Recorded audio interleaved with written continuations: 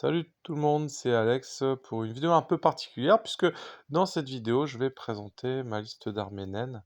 Grosse refonte de ma liste après les masters français dans lesquels je m'y étais pas forcément retrouvé comme j'avais pu l'expliquer. Alors cette vidéo en fait elle va pouvoir expliquer un peu mon état d'esprit au moment de la conception de la liste. Donc ça peut être intéressant pour les joueurs expérimentés parce que voilà moi j'avoue que je suis assez habitué des tournois et mon analyse, je vais aller la chercher à la pousser au maximum, quoi. Et pour les débutants, c'est pas mal parce que je pense que ça peut aussi vous filer quelques conseils, si vous êtes en difficulté à concevoir vos listes et du coup, vous verrez un peu dans quel état d'esprit, on peut les concevoir dans le cadre d'un tournoi. Moi, du coup, 1 chose, cette liste, elle a, voilà, moi, au moment où je démarre, la liste, je démarre sur, 2 idées. La première, c'est que je veux rester sur une liste solide, hein. Après tout, c'est pour ça que j'avais joué initialement les nains. C'est parce que j'appréciais les listes d'armées qui sont résilientes. Alors les nains n'ayant pas, voilà, de dynamique de soins réellement, ou alors très peu, leur résilience, ils vont la chercher dans leurs armures, hein, ce qui est tout à fait fluff, et du coup, c'est pour ça que pour démarrer cette liste, je vais commencer avec, des unités de défense 6. Alors le premier versant de la liste, du coup, c'est, la solidité et la résilience qui vont me permettre de contrôler les objectifs et le deuxième aspect de ma liste, ça va être, la capacité à me débarrasser, des projections de l'adversaire. Ça des unités rapides, qui vont venir contrôler les objectifs et menacer mes flancs et toutes ces choses que les nains détestent. Alors j'avais réfléchi un petit peu, mais finalement pas du tout longtemps. J'avais 2 possibilités, soit c'est moi qui allais faire preuve de plus de rapidité avec des chevaucheurs de boléro ou des rois sur bête, ou alors je partais sur le concept de neutraliser la rapidité adverse. Et du coup, je suis parti sur un constat un peu plus intéressant, pour moi, c'est que le tir finalement, c'est quelque chose que le nain maîtrise pas si mal, du coup, je suis parti sur cette approche-là. Donc une projection qui va se faire par le tir. Du coup, on revient à cette partie résiliente. Donc la partie résiliente de l'armée, c'est aussi celle qui va me permettre de débloquer mes emplacements de titans ou de personnages. Et c'est l'ossature de mon armée. Donc c'est 4 régiments d'Iron Guard, donc défense 6. Ces régiments ont 2 intérêts. La première, ils sont extrêmement solides. Défense 6, nerf 15-17 acharné, franchement, à 150 points, on fait difficilement mieux. Et le deuxième avantage, c'est, que cette unité, sur des petites défenses, va pouvoir tout à fait, se débrouiller puisqu'elle touche sur 3+. Les Iron Guard, sont appuyés par un Behemoth que j'ai fait évoluer en Golok et du coup, pour le surcoup, je gagne un tir de portée plus lointaine avec perforation à 2 et je gagne, le trait motivant et la volonté de fer, Iron Resolve, qui va permettre de supprimer une blessure à chaque tour où une unité en aurait subi, mais sans être démoralisée ou ébranlée. À noter que l'aura, Iron Resolve s'accorde à Golok, puisque, en fait, il est spécifié dans les règles que les auras, sont accordées automatiquement à leur propriétaire. Alors je le précise parce que l'aura, normalement, s'accorde qu'aux unités ayant le mot-clé nain et Golok n'a pas ce mot-clé. Et du coup, voilà, on a 4 régiments avec, un Golok qui va normalement, sur tous les scénarios où j'ai pas nécessité à m'écarter comme percée, invasion, 6e de table ou contrôle, du centre, ils vont rester paquets et du coup, je vais avoir mes 4 régiments d'Iron Guard qui vont bénéficier de l'aura Iron Resolve, ce qui combiné avec leur défense V6 me fait un centre extrêmement solide. Ensuite, on part du coup, sur des unités, de sur les unités solides toujours. À l'origine, j'avais imaginé cette liste avec, une horde d'élémentaires de terre. J'y reviendrai plus tard et finalement cette horde d'élémentaires, elle a été, remplacée, par 2 régiments de cuirassés qui sont, défense 5. Hem, donc en fait, les cuirassés, c'est une unité extrêmement bon marché, chez les nains, qui est assez solide. Bon, j'avais dit que j'y reviendrai après, mais je vais tout de suite expliquer mon choix. Heu, Pourquoi avoir supprimé la horde élémentaire de terre? Alors, il faut savoir que j'ai fait un tournoi avec, la liste que je vous décris là, où j'ai fini troisième. Mais je me suis aperçu de 2 choses. La première, à l'origine, quand j'avais pensé ma liste, c'est que les hordes élémentaires de terre, à l'époque, me semblaient le meilleur choix, parce qu'ils avaient aussi défensif, donc ils étaient cohérents. Sauf qu'entre-temps, il y a une règle qui permet aux régiments nains, de se déplacer du double de leur mouvement, tout en bénéficiant d'une, rotation. C'est la règle d'ordre de marche. Et je me suis dit, que cette règle, elle est quand même, hallucinante, et c'est dommage pour moi de se priver de cette amélioration de l'infanterie naine en prenant une horde d'élémentaires de terre qui est beaucoup moins finalement mobile. Alors en fait, du coup, ça fait que j'ai 6 régiments nains qui avant étaient lents et difficilement manœuvrables, et aujourd'hui ils sont extrêmement manœuvrables, et du coup, ça compense grandement leur lenteur. Alors, l'autre raison pour laquelle j'ai supprimé la horde d'élémentaires de terre, c'est qu'en fait, en faisant ça, je pose 2 régiments de cuirassés nains, et je vais leur donner des mastifs de lancer. Et ce qui fait que comme j'ai 4 régiments d'Iron Guard qui ont déjà des mastifs de lancer, ça me fait 6 mastifs de lancer. Alors les massifs de lancer, c'est extrêmement puissant, surtout contre des armées qui vont miser leur défense sur leur furtivité, ou à ce moment-là, clairement, ils vont faire des ravages puisqu'ils touchent toujours sur 4. Et du coup, en fait, en positionnant ces 6 mastifs, je vais compenser finalement, la les difficultés que je vais rencontrer face à des armées furtives. Parce que vous allez voir la suite de ma liste, j'ai pas mal de tirs, et du coup, contre des armées furtives, je vais quand même être handicapé, et du coup, les mastifs qui ignorent le furtif viennent d'une certaine manière être un peu une forme de joker qui va venir un peu contrer, la furtivité de l'adversaire. Donc du coup un noyau dur avec Behemoth et 6 régiments de guerriers, ce qui m'amène déjà à une puissance de 19, qui va être très difficile à éliminer. Et du coup en tir j'ai déjà finalement 6 chiens de lancer plus le tir de Golok. À ça j'ai réfléchi pas mal au niveau du tir. Alors le choix premier, on aurait envie de prendre des canons orgues, ou éventuellement des canons, ou des bombardes. Bon, les canons et bombardes chez les nains, moi je trouve ça excessivement cher, heu, très soumis au jet de dés. Et en plus de ça, ça ne contrôle pas. Alors du coup, clairement, moi j'avais décrit une idée comme quoi j'avais envie d'avoir une armée qui à la fois tire et à la fois est résiliente. Sauf que la résilience ne sert à rien si, je ne peux pas contrôler les objectifs efficacement, et c'est pour ça que pour le tir, j'ai renoncé aux machines de guerre. Après les canons orgues, c'est un peu différent. Le choix est un peu plus compliqué parce que je trouve que le canon orgue, il coûte vraiment pas cher. Et je trouve que c'est vraiment une excellente machine de guerre chez les nains qui sature au tir. Et moi, j'ai toujours tendance à dire que la saturation au tir, à un moment donné, elle va, aplanir les résultats au dé, et éviter du coup certaines fois, la malchance. Alors pour m'expliquer, en gros, je considère que plus on jette de dés, plus on a de chances de tendre vers les probabilités, de se jeter, qui sont «normales» entre guillemets. À l'inverse, si on jette peu de dés, mais qui tape très très fort, ben, on est un peu plus, je trouve, soumis aux aléas de la chance. Alors, ça c'est juste ma philosophie et ma façon de penser.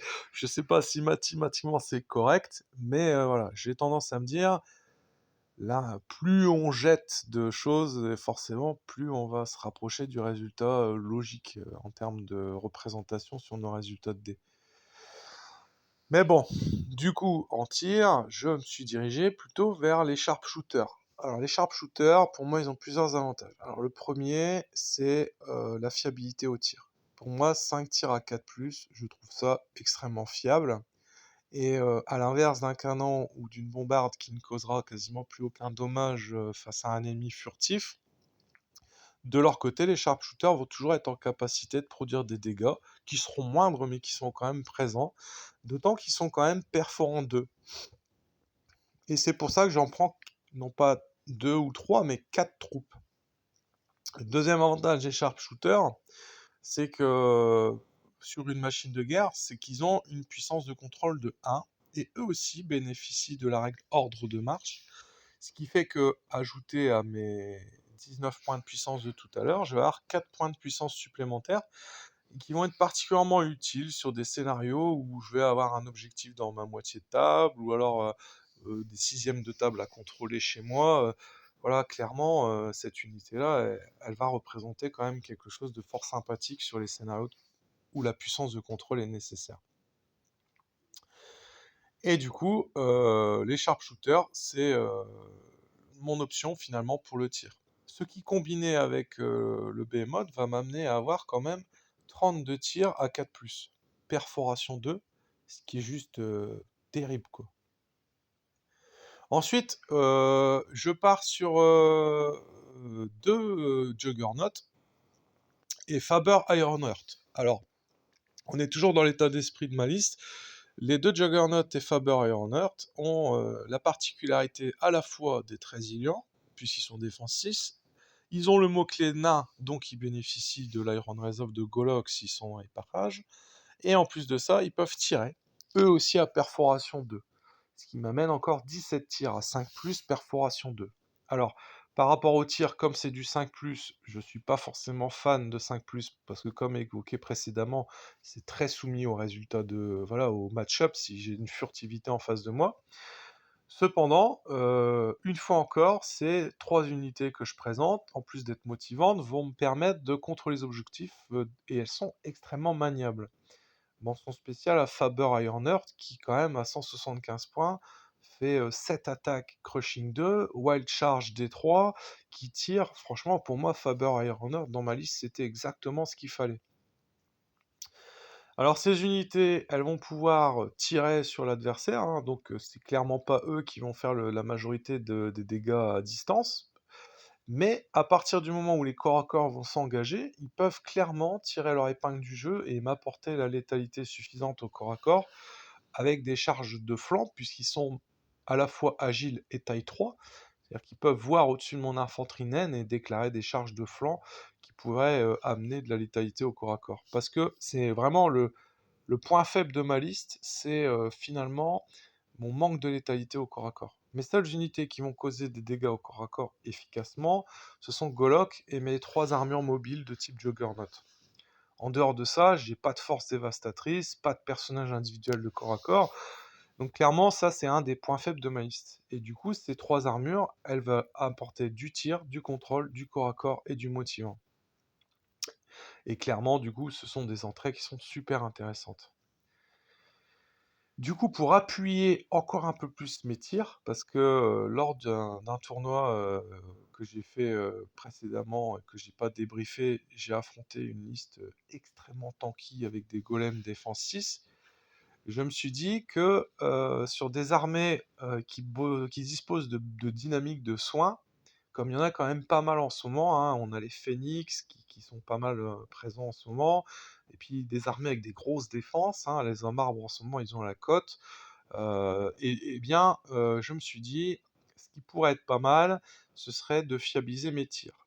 Et quoi de mieux pour fiabiliser les tirs que d'y ajouter un ingénieur en fait. Et en plus de ça, c'est tout à fait fluff. Alors j'ai pas mal hésité. En fait, au début, à l'origine, donc j'avais Horde d'élémentaires de terre et un troisième Juggernaut. Et j'ai remplacé ça par 2 régiments de cuirassés et un ingénieur avec le corps sacré qui permet à cet ingénieur d'amener une aura d'élite au tir à 9 pas pour toutes les unités avec le mot-clé Warsmith ou Iron Watch. Donc cet ingénieur, il va à 9 pas me permettre de relancer tous mes 1 avec Golok, mes sharpshooters, mes armures mobiles de type Juggernaut et lui-même. Et lui-même a bénéficié d'un petit boost, puisqu'avant il avait 4 tirs à 18 pas, ou 12 pas si je dis pas de bêtises, et aujourd'hui il a 4 tirs à une portée plus longue, il me semble à 24 pas. 4 tirs touche 4+, élite perforant 1, ça va amener encore un petit peu plus de puissance de tir. Et donc là, du coup, on en est à une liste où je vais quand même avoir la totalité de mon armée jusque-là qui peut tirer. Alors, tous les régiments peuvent tirer une fois dans la partie. J'ai la totalité de mon armée qui tire. Et du coup, clairement, euh, j'ai une puissance de feu qui est vraiment considérable, qui est fiabilisée par l'ingénieur. Et du coup, la dernière pose de mon armée, c'est un prêtre des runes, auquel j'ai payé la radiance de vie pour toutes les unités avec le mot-clé nain, qui combiné avec Golok, qui a Iron Resolve, me permet, lorsque mes régiments ne meurent pas, de pouvoir supprimer 2 blessures après les avoir encaissées, quoi. Avant même d'avoir jeté un dé. Et moi, j'aime beaucoup ces dynamiques dans lesquelles on va pouvoir se soigner sans avoir jeté de dés. Je trouve ça extrêmement fiable. Et pour combiner à ça, je prends le linceul des saints, qui lui donne un soin à 3, et ce qui va lui permettre de soigner Golok ou des régiments d'Iron Guard. Donc en fait, dans l'idée, lui, ce prêtre des runes, il va venir se positionner derrière Golok dans mon centre avec les Iron Guard, sur les scénarios où je peux rester groupé. Sur les autres scénarios, il est un petit peu plus difficile à jouer, mais en tout cas, ça me fait quand même certains scénarios sur lesquels je trouve que je pars avec une belle possibilité de victoire. Et du coup, en fait, on arrive à la physionomie globale de la liste. Ce qui va se passer, en fait, dans l'idée, quand je conçois la liste, c'est que mes sharpshooters et Golok qui va s'avancer, en fait, vont porter le combat loin chez l'ennemi. Donc clairement, je vais quand même lui produire 20 tirs à 90 centimètres, qui touchent sur 4. Et en fait, avec ces tirs lointains, je vais finalement me mettre dans l'action et générer chez l'adversaire une réaction. Et du coup, c'est que pour moi, la nuance, c'est que l'adversaire va se retrouver dans la même situation que moi au Master français, c'est-à-dire que, si vous voulez, moi, simplement en posant mes troupes de sharpshooter, c'est déjà moi qui vais donner, entre guillemets, le style de jeu, c'est moi qui vais amener quelque chose et qui va susciter une réaction chez l'ennemi.